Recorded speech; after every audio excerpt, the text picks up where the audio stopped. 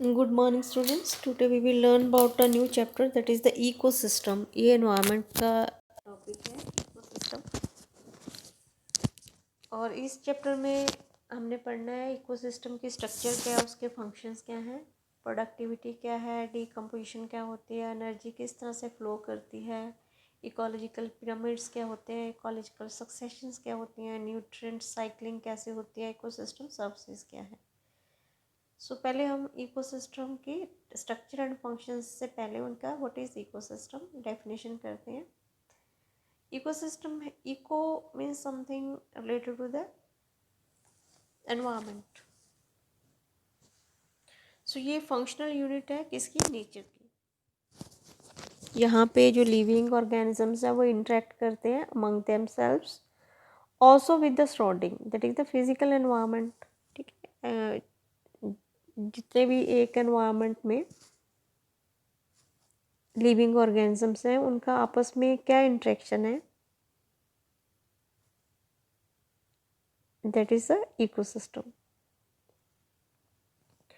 Ecosystem क्या है, एक स्मॉल पॉन्ड से लेकर एक लार्ज फॉरेस्ट या सी से वेरी करता है। जैसे एक पॉन्ड है, पॉन्ड में हम एग्जांपल लेके चले, पॉन्ड्स में आप इमेजिन करो क्या होगा, वाटर है, वाटर के अंदर क्या है, टेडपोल्स आप इमेजिन कर सकते हो। ठीक है, टेडपोल्स के साथ बहुत सारे माइक्रो ऑर्गेनिजम्स हैं जो वाटर में जो आपको नहीं दिख रहे हैं, कुछ स्मॉल जो हैं वाटर प्लांट्स हैं, फ्रॉग भी हो सकते हैं उसमें, वहाँ पे एनिमल्स भी आ सकते हैं, एनिमल्स के साथ बर्ड भी आ सकते हैं, और ग्रीन कलर की एल्गी भी हो सकती है उसके ऊपर, या उसके साइड पे ऊपर छोटे छोटे प्लांट्स भी हो सकते हैं, बड़े प्लांट भी हो सकते हैं।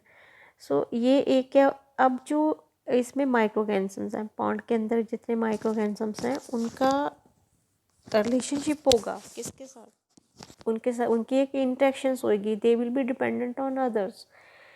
किसके साथ, तो जो माइक्रो ऑर्गेनिजम्स हैं उनकी कोई एसोसिएशन हो सकती है उसके एक्वाटिक प्लांट्स के साथ, जो अंदर प्लांट हैं उनके साथ एसोसिएशन हो सकती हैं। फ्रॉग की है, जो टेडपोल्स हैं, फ्रॉग्स हैं, उनकी वाटर में जो वाटर में माइक्रो ऑर्गेनिजम्स हैं उनके साथ एसोसिएशन हो सकती हैं। तो ये जो एसोसिएशंस हैं जिसमें लिविंग और नॉन लिविंग थिंग्स जो पड़ी हुई हैं, एल्गी है, एल्गी का रोल हो सकता है, तो ये सब एक इकोसिस्टम बनाते हैं। इसी तरह सी है, सी में भी आप इमेजिन कर सकते हो बहुत लिविंग और नॉन लिविंग थिंग्स हैं, फॉरेस्ट में भी लिविंग और नॉन लिविंग थिंग्स हैं, तो सारे एक दूसरे के ऊपर डिपेंडेंट है, उनका एक इंटरेक्शन है, उनका एक क्या है, रिलेशन है, उसको हम बोलते हैं इकोसिस्टम। तो जो इकोलॉजिस्ट है वो कहते हैं कि जो सारा बायोस्फीयर है, ठीक है, as a global ecosystem, biosphere जितना है उसको हम एक ग्लोबल इकोसिस्टम ही मानते हैं। जैसे लोकल इकोसिस्टम्स जो हैं अर्थ पे, उसको जैसे अर्थ है उसके ऊपर जो है, इसको लोकल इकोसिस्टम बोलते हैं हम। जो सिस्टम है इसमें बहुत बड़ी चीज़ें हैं, कॉम्प्लेक्स हैं, so it is convenient to divide into two basic categories. जो हमारा बायोस्फीयर है उसको हम टेरेस्ट्रियल और एक्वाटिक में कैसे, टेरेस्ट्रियल जो धरती पे होते हैं चीज़ें उनको बोलते हैं, एक्वाटिक जो पानी में है, जैसे फॉरेस्ट है, ग्रासलैंड्स है, डेजर्ट्स हैं, वो किस इकोसिस्टम के एग्जाम्पल है, टेरेस्ट्रियल। ठीक है, क्योंकि फॉरेस्ट जो है वो ज़मीन पर है, ग्रासलैंड भी ज़मीन पर है, डेजर्ट्स भी ज़मीन पर है, लेकिन जो पॉन्ड है, लेक हैं, वेटलैंड्स हैं, रिवर हैं, ये सारी किसकी बनी हुई हैं, वाटर की। एक्वाटिक है तो इसको एक्वाटिक बोलेंगे, because it examples of the aquatic ecosystem. Crop field है, जैसे एक एक्वेरियम है, may also considered a man made ecosystem. Aquarium में हम करते हैं एक जो ग्लास का स्क्वायर बनाकर उसमें पानी फिल करके फिश वगैरह रखते हैं, तो that is the man made ecosystem. Crop field भी ऐसे है, एक खेत में हमने जो क्रॉप्स लगाई हैं फील्ड में, तो उसको भी हम क्या करेंगे, ये मैन मेड इकोसिस्टम है। इकोसिस्टम में जो स्ट्रक्चर है इकोसिस्टम की, जैसे हम कहते हैं कि प्रोडक्टिविटी, ट्रांसफर ऑफ एनर्जी जो भी हम करेंगे, एंड आउटपुट क्या है, डिग्रेडेशन, एनर्जी लॉस, ये सारे जो रिलेशनशिप है एक साइकिल में चलते हैं। ठीक है, एक चेन है जिसको हम वेब चेन कहते हैं। तो ये हम स्ट्रक्चर एंड फंक्शन जो हमारा फर्स्ट टॉपिक है वो स्टार्ट करते हैं इकोसिस्टम का। I think ecosystem is now clear with you. Ecosystem में जो उसका स्ट्रक्चर है, फंक्शन क्या है, इसमें क्या है, ये एनवायरनमेंट है, क्योंकि इसमें वेरियस कंपोनेंट्स हमने एनवायरनमेंट के पढ़े थे, ठीक है। एनवायरनमेंट में एबायोटिक फैक्टर्स भी होते हैं, बायोटिक फैक्टर्स भी होते हैं। लास्ट चैप्टर में हमने इनका रिस्पॉन्स भी पढ़ा है कि किस तरह से जो है ये यही तय करते हैं कि एक पर्टिकुलर हैबिटेट में टाइप ऑफ द जो स्पीशीज ऑफ द ऑर्गेनिज्म। तो इंडिविजुअल जो बायोटिक है, बायोटिक मतलब living and abiotic means non living, ये एक दूसरे को अफेक्ट करते हैं और अपनी सराउंडिंग को भी अफेक्ट करते हैं। जैसे कंपोनेंट्स हैं वो पड़े हुए हैं इंटीग्रेटेड मैनर में पड़े होते हैं, लेकिन उसमें एनर्जी कैसे फ्लो करती हैं, ठीक है, how they take place in the ecosystem. Interaction कैसी है बायोटिक की एंड एबायोटिक कंपोनेंट्स की, उससे जो भी इंटरेक्शन है बायोटिक और एबायोटिक, मतलब उसको हम बोलते हैं फिजिकल स्ट्रक्चर। फिजिकल स्ट्रक्चर मतलब characterized by for each type of ecosystem.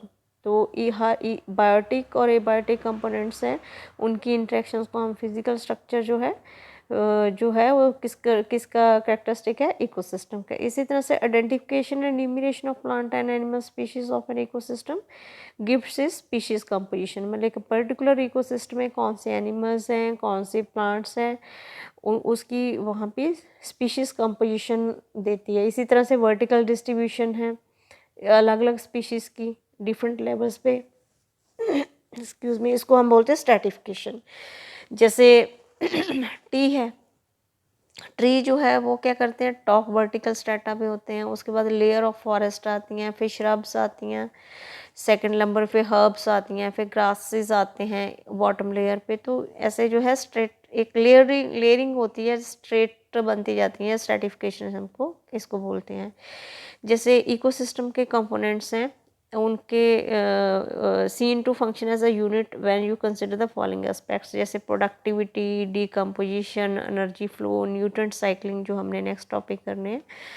तो हम इनको समझ के लिए जैसे एक एक्वाटिक इकोसिस्टम के एग्जांपल लेके चलते हैं कि एक पॉन्ड से ही चलते हैं। जैसे मैंने आपको बताया था फर्स्ट में कि पॉन्ड को इमेजिन करो, वहाँ पे क्या हो सकता है। हम इकोसिस्टम कौन सा है, पॉन्ड का स्टार्ट करते हैं। तो इसमें सेल्फ सस्टेनेबल यूनिट है पॉन्ड, जो है उसकी खुद ही एग्जिस्टेंस है, ठीक है। इसमें लेकिन जो इंट्रैक्शंस है वो बहुत जो है कॉम्प्लेक्स इंट्रैक्शंस हैं, जो भी मैंने डिस्कस की हैं, तो वो एक्वाटिक इकोसिस्टम में एग्जिस्ट करती हैं। जैसे वो पॉन्ड क्या है, शैलो वाटर बॉडीज़ को हम कह सकते हैं, जिसमें सारे कंपोनेंट्स होते हैं इकोसिस्टम के, जैसे productivity, decomposition, energy flow, nutrient cycling, ये सारे कंपोनेंट्स जो है इसमें इन्वॉल्व, ये सारे मैकेनिज्म इसमें इन्वॉल्व हैं। जो एबायोटिक कंपोनेंट्स हैं इज़ द वाटर, ठीक है, with all the dissolve inorganic and organic. Water में ऑर्गेनिक और इनऑर्गेनिक सब्सटेंसेस भी होंगे, उसमें सॉइल डिपॉजिट भी होंगे बॉटम पे, ठीक है। सॉइल डिपॉजिट्स कहाँ पे होंगे, पॉन्ड का जो बॉटम है वहाँ पे सॉइल्स होगी, सोलर इनपुट होएगी, उसके ऊपर सोलर सन की लाइट भी आएगी, साइकिल ऑफ टेम्परेचर भी होएगा, डे लेंथ होएगी, क्लिमेटिक कंडीशंस होएंगी, जो कि rate of function of the entire pond जो है उसको कंट्रोल करता होएगा। इसी तरह से ऑटोट्रॉफिक कंपोनेंट्स भी उसमें होंगे, जिनमें क्या हो रही है, ऑटोट्रॉफिक मतलब जो अपना खाना खुद बनाते हैं, ऑटोट्रॉफ्स जो होंगे उसमें फाइटोप्लैंक्टन्स हो सकते हैं, उसमें एल्गी हो सकती है, जैसे मैं आपको द ग्रीन कलर की एल्गी जो उसके ऊपर फ्लोट कर रही हैं, ये सारे ऑटोट्रॉफ्स हैं। सबमर्ज्ड भी हो सकते हैं, वो ये ऊपर तैर रहे होंगे ना, सबमर्ज्ड के हो सकते हैं, मार्जिनल प्लांट हो सकते हैं, जैसे मैंने आपको बताया कि इमेजिन करो छोटे छोटे जो प्लांट्स हैं साइड पे प्लांट्स होंगे, कुछ अंदर सबमर्ज्ड मतलब अंदर थोड़े से पानी के अंदर भी थोड़े प्लांट्स हो सकते हैं। फिर कंज्यूमर भी हो सकते हैं। ये कंज्यूमर कौन से होते हैं, जू प्लैंक्टन्स होते हैं, वो फ्री स्विम कर सकते हैं, बॉटम पे ड्वेलिंग फॉर्म में हो सकते हैं, डीकम्पोजर हो सकते हैं। इसमें जैसे मैंने आपको बताया बहुत सारे माइक्रोऑर्गेनिजम्स हो सकते हैं। माइक्रोऑर्गेनिजम्स कौन कौन से हो सकते हैं, फंगस हो सकता है, बैक्टीरिया हो सकता है, फ्लैजिलेट्स हो सकते हैं, that is specially abundant at the bottom of the pond. ये सारे बॉटम पे होते हैं। तो ये this system perform all the functions of an ecosystem, ठीक है। ये इसमें एक इकोसिस्टम के सारे फंक्शन हो रहे हैं end of a biosphere as a whole. जैसे किस तरह से फंक्शंस हो रहे हैं, जैसे conversion of inorganic into organic material with the help of radiant energy, जो रेडिएंट एनर्जी है वो क्या कर रही है, इनऑर्गेनिक मटेरियल को ऑर्गेनिक मटेरियल में कन्वर्ट कर रही है। रेडिएंट एनर्जी कहाँ से आ रही है, सन से आ रही है। वो कौन ले रहा है, ऑटोट्रॉप्स। ऑटोट्रॉप्स अब मैंने आपको बता दिए कौन से हैं। तो वो क्या कर रहे हैं, इनऑर्गेनिक कंपोनेंट्स को ऑर्गेनिक कंपोनेंट्स में कन्वर्ट कर रहे हैं। अब जो consumption of autotrophs by the heterotrophs, जो ऑटोट्रॉप्स है उनको कौन खा रहे हैं, हेटेरोट्रॉप्स खा रहे हैं। और हेटेरोट्रॉप्स जो अपना खाना खुद नहीं बना रहे हैं, अब उनको हेटेरोट्रॉप्स खा रहे हैं। उसके बाद डिकम्पोजिशन हो रही है, मिनरलाइजेशन हो रही है किसकी, डेड मैटर की, and to release them back into reuse by the autotrophs. Autotrophs हैं उनको रीयूज के लिए दोबारा जो है डिकम्पोजिशन के बाद भेज रहे हैं। So these events are repeated over and over again. एक इकोसिस्टम चल रहा है, एक सिस्टम चल रहा है। So this is the unidirectional movement of energy towards the higher trophic level, and this is the dissipation and loss as heat of the environment. जिस तरह से एक छोटे पॉन्ड्स में ये सारी जो है रिएक्शंस हो रही हैं, कौन कौन सी हमने की हैं। पहले तो जो सन है, सन क्या करेगा, जो सन से फाइटोप्लैंक्टन्स हैं या फिर ऑटोट्रॉप्स हैं, जो एल्गी हैं, वो क्या एब्जॉर्ब कर रही है, सनलाइट रेडिएंट एनर्जी एब्जॉर्ब करके उसमें जो इनऑर्गेनिक मैटर है वाटर से ले रही है, तो उसको ऑर्गेनिक मैटर में, ठीक है, ऑर्गेनिक मैटर मटेरियल में वो यूज़ कर रहे हैं। और इसका एल्गी और जो यूट्रॉप्स है, फाइटोप्लैंक्टन्स हैं, उनको यू प्लैंक्टन्स जो है वो खा लेंगे उसके, या फिर ऑटोट्रॉप्स उसको खा लेंगे, सॉरी हेटेरोट्रॉप्स उसको खा लेंगे। हेटेरोट्रॉप्स खाएंगे तो उसके बाद उनकी डिकम्पोजिशन होएगी, मिनरलाइजेशन हो जाएगी, डेड मैटर जो आएगा वो रिलीज हो जाएगा नेचर में वापस।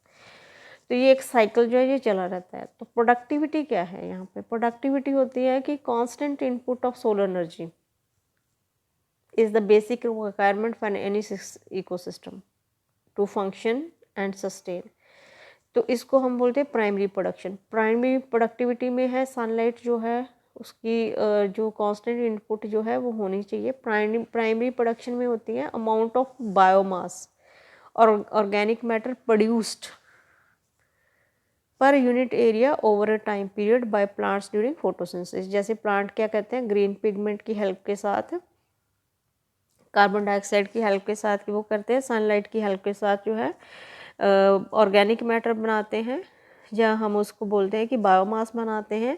तो कितना बनाते हैं per unit area over a given period of time, उसको हम बोलते हैं प्राइमरी प्रोडक्शन। जैसे वेट है पर ग्राम, और एनर्जी है किलो कैलोरी पर मीट्रिक, और the rate of biomass production is the productivity. What is the rate of biomass productivity, उसको what is the rate of biomass production उसको हम बोलते हैं, बायोमास मतलब ऑर्गेनिक मैटर कितना बना है उसको हम प्रोडक्टिविटी बोलते हैं। सो पर ग्राम पर ईयर जो है इसकी यूनिट्स हैं। तो इसको प्रोडक्टिविटी जो है उसकी हर एक इकोसिस्टम की वो डिफरेंट होएगी। तो इसको हम डिवाइड करते हैं ग्रॉस प्राइमरी प्रोडक्टिविटी, जिसको जीपीपी बोलते हैं, primary productivity, net primary productivity NPP बोलते हैं। ग्रॉस प्राइमरी प्रोडक्टिविटी में क्या है, जो एक इस इकोसिस्टम है, एक इकोसिस्टम उसका जो रेट है प्रोडक्शन का ऑर्गेनिक मैटर ड्यूरिंग फोटोसिंथेसिस, उसको तो हम ग्रॉस बोलेंगे। तो जो जीपीपी से हम इसको डोनेट करेंगे, जैसे कि utilized by the plants in respiration. और ग्रॉस जो है वो क्या है, that productivity minus gross primary productivity minus respiration loss. जितना उसमें रेस्पिरेशन लॉस हो गया उसको हम माइनस कर देंगे। जीपीपी में अगर माइनस आर कर देंगे तो वो क्या बन जाएगी, net primary productivity. So net primary productivity जो है इज अवेलेबल बायोमास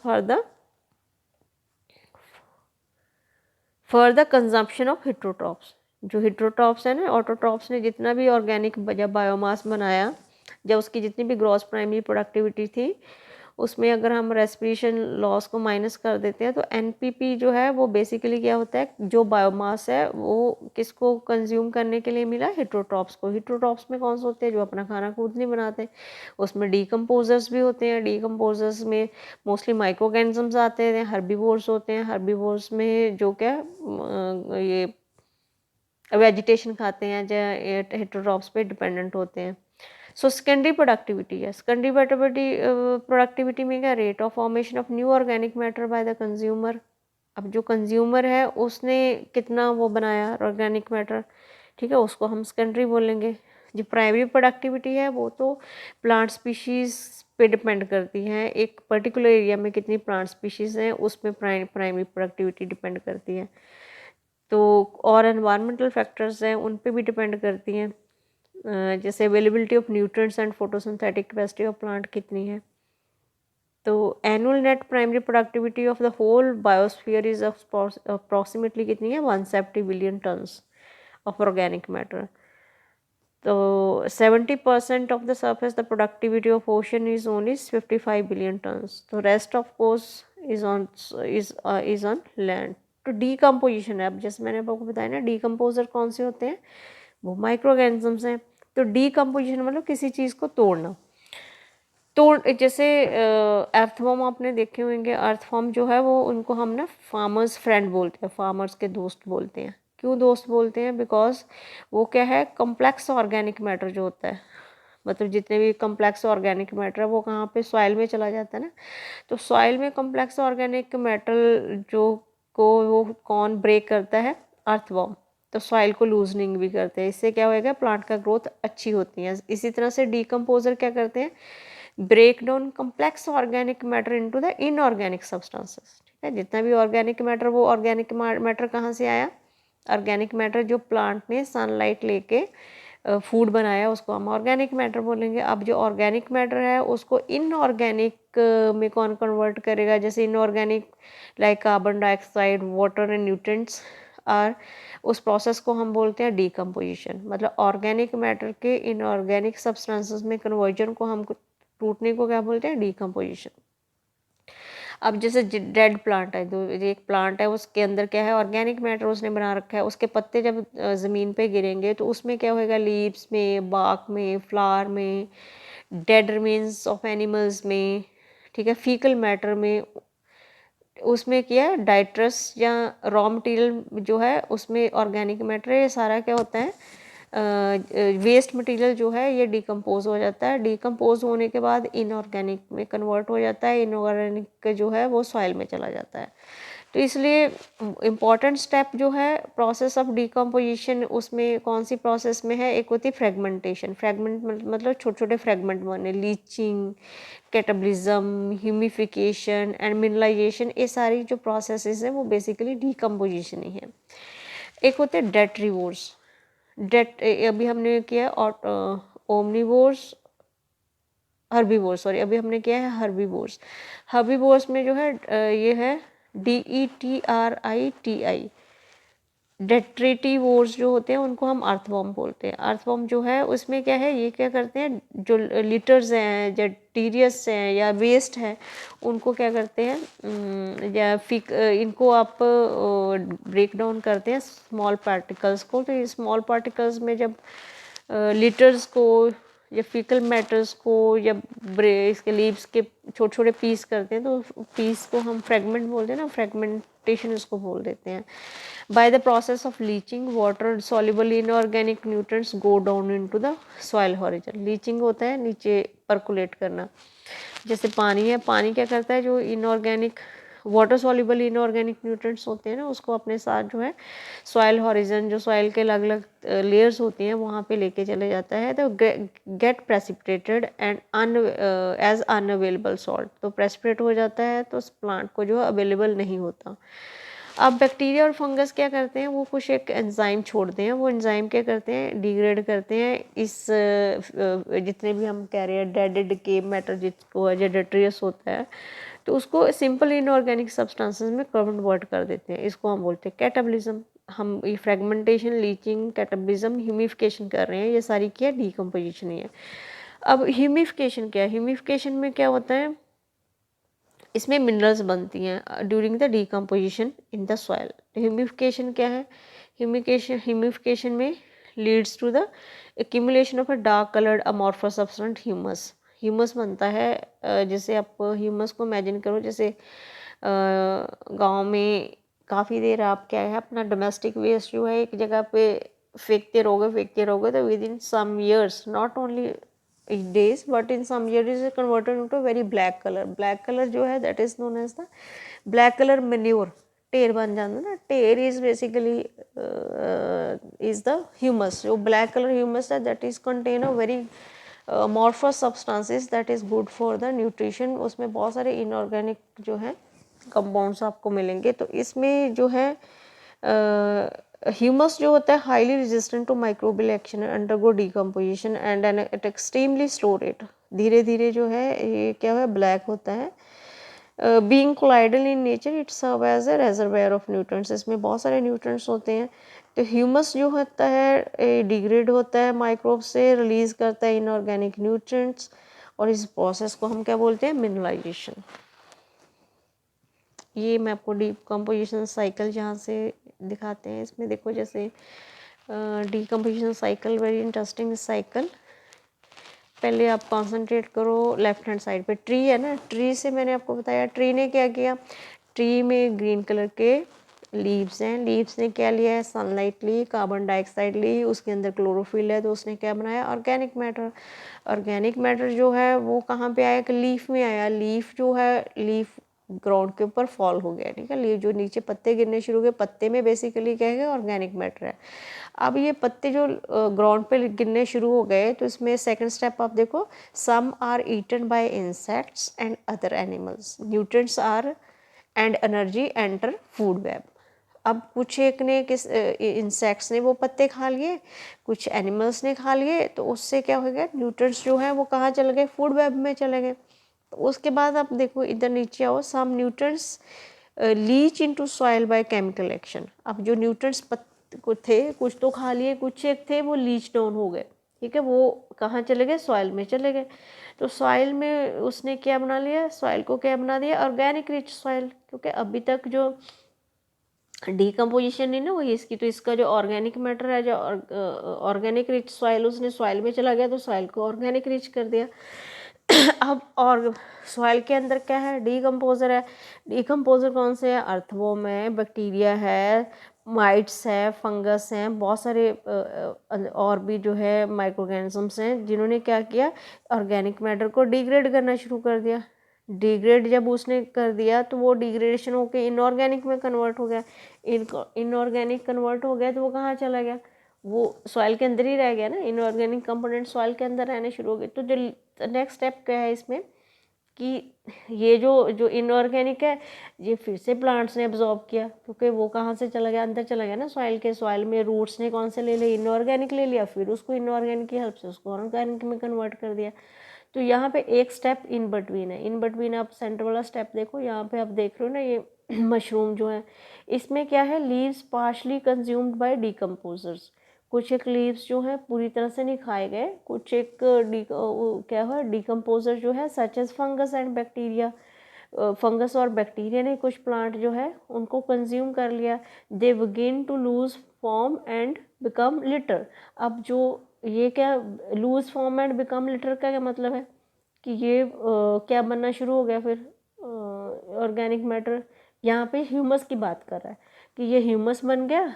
ह्यूमस जो है तो इसको फिर इसने इसके साथ जोड़ दिया कि ह्यूमस जो है वो उसको भी किसने डिग्रेड किया, अर्थ बैक्टीरिया माइट्स फंगस और अर्थवॉर्म ने दोबारा से डिग्रेड किया, तो वो फिर से एज अ मैन्योर जो है किसने यूज़ किया प्लांट ने यूज़ किया। So this is the cycle. So decomposition is largely an oxygen requiring process. यहाँ पे ऑक्सीजन हमें चाहिए। सो रेट ऑफ डीकम्पोजिशन वो कंट्रोल कौन करता है, chemical composition of detritus and chemical factors. So climatic conditions decomposition rate is low, is rich in lignin and chitin and quicker. So nitrogen and water soluble substances like sugar यहाँ पे चाहिए। temperature and soil moisture are the most important climatic factors that regulate decomposition through their effect on the activities of soil microbes. So warm and moist environment favor decomposition, whereas low temperature and anaerobiasis inhibit the decomposition resulting in the buildup of organic materials. So ये decomposition की है। तो अब हम next lecture में करेंगे कि energy जो है वो किस तरह से फ्लो करती है।